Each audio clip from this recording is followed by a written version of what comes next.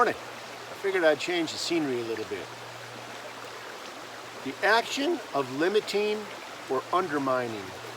You know what that's a definition of? Infringement. The action of limiting or undermining.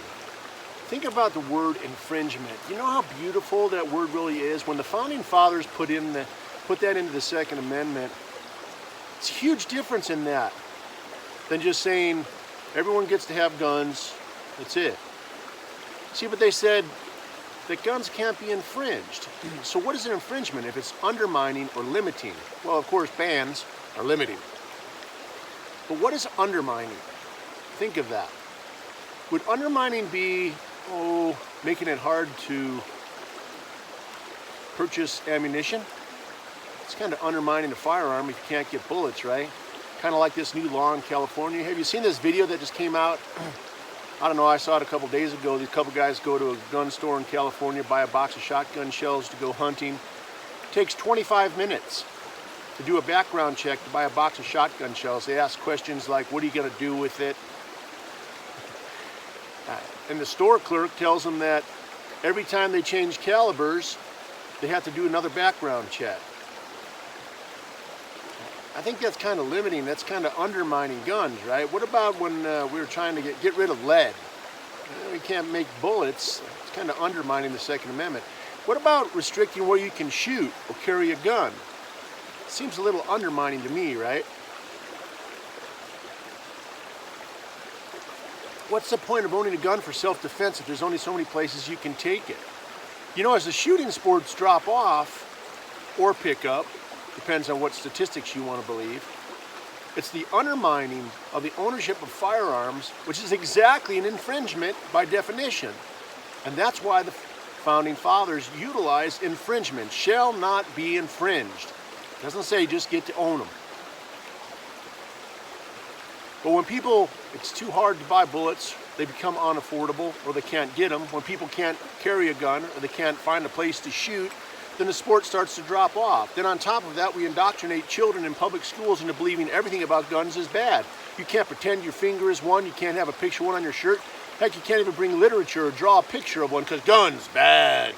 Listen, that's exactly what that is, that's indoctrination.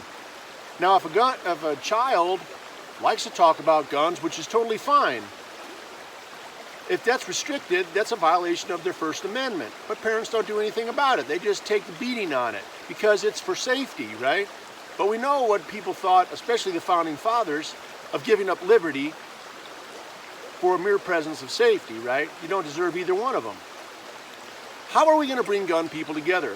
You know, I really see one of the biggest problems, if not the biggest problem with gun owners, is that all we do is bicker with each other over stupid stuff. Different calibers, different guns, color your eyes, your hat. You know, I see people attacking the NRA. Let me tell you something. I've been in the NRA for 40 years, and I'm actually pretty disappointed with them right now. But I still support them because they do great thing in legislation. And now we have this younger group, or the GOA, which, hey, they're probably a good group too, but they attack the NRA. People have to get smart. Do you know anything about tactics? Do you know that dividing the enemy is a great tactic that's been happening forever? It happens not only in the gun industry, it happens around the country. White people against black people, tall people against short people, women against men, gays against straights. I mean, can't you see how the government just perpetrates this problem continually? Overall, if gun owners would come together, they say there's 100 million of us. If there was 100 million of us in this voting block that could just get together and say, hey, anybody that wants to talk anything about taking guns or limiting guns, as a matter of fact, we want a president that's going to take back all the nonsense gun laws. If 100 million people were going to vote for somebody like that, we could make a change in the country. But no, let's just argue and bicker about stupid stuff and not accomplish anything. What are we going to do about that? You know, it's interesting. I'm happy that President Trump is in office. Do I agree with everything he agrees with? No, I don't. But so what? There's a lot of things I've done in my life that later on I didn't agree with. There's a problem with people, especially with Americans, that when something doesn't go exactly your way, you want to quit. Listen, I paid money for the first time in my life towards the Trump election.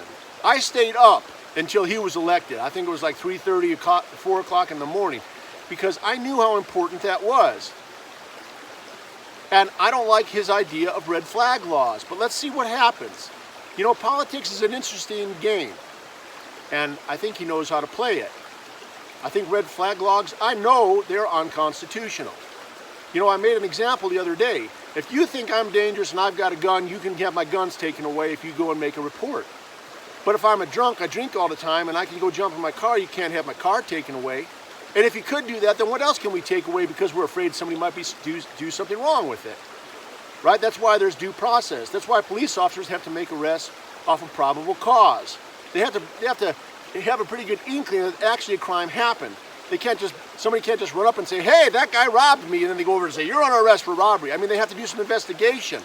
And they have the right of that person to say, hey, listen, it's due process right there on the street to say, I don't even know what that person's talking about. I think they're crazy. I didn't even talk to them. Well, that's not what red flag laws do. You know, I talked about Gary Willis, who was shot and killed in Maryland. I don't know anything about that man.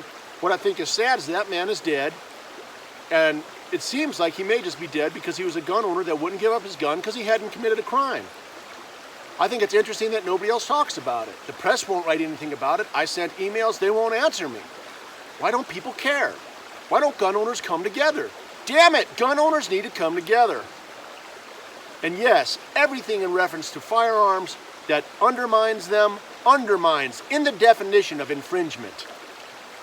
We need politicians that are going to stop playing games. How about getting in there and figuring out how to get rid of the $20 trillion debt?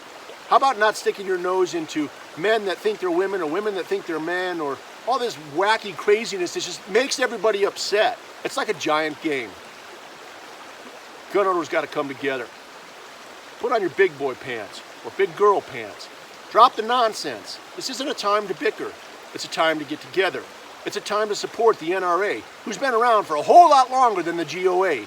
Not to say that the GOA is bad, but we need to support the GOA as well. And they need to support each other. Gun people need to support each other. We have to stop competing. We have to stop competing. Listen, I teach people how to survive violent confrontations, and that involves shooting guns. That doesn't mean I'm against other gun instructors. I think that my tactics are very different than what a lot of people teach, because I learned things over my life, and that's what I teach people how to survive. But that doesn't mean I'm against other instructors. As a matter of fact, I like having friendships with people that have the same common interests. That's normal, right? Anyway, I can go on forever, but I'm trying to cut these videos down because I don't want to bore people out of their mind. I hope you enjoy the creek. It's a beautiful day.